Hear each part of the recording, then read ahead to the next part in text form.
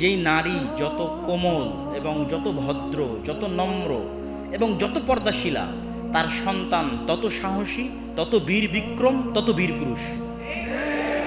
আর যেই নারী যত অভদ্র, যত পুরুষদের সাথে বেশি মিশে এবং যত ফেমিনিস্ট, যত নারীবাদী, তার পুরুষ সন্তান ততটাই দুর্বল এবং ওরাই হচ্ছে এলজিবিটি হয়ে বলবে আমি এখন মেয়ের রূপ ধারণ করব, কেননা তার মধ্যে পৌরুষত্ব শেষ হয়ে গেছে, নাই। এইটা আপনি বাস্তবে পরীক্ষা করে দেখতে পারেন। আর শয়তান এই জিনিসটা চায়। এই জন্য খালিদ ইবনুল ওয়ালিদ, তারেক বিন জিয়াদ কেমন মেয়ের পেট থেকে জন্ম নিবে যে খুবই কোমল, খুবই নম্র, খুবই পর্দাশীলা, তার পেট থেকে খুবই ভয়ঙ্কর লেভেলের বীর বিক্রম, বীর পুরুষ, বীর মুজাহিদ জন্ম নেবে।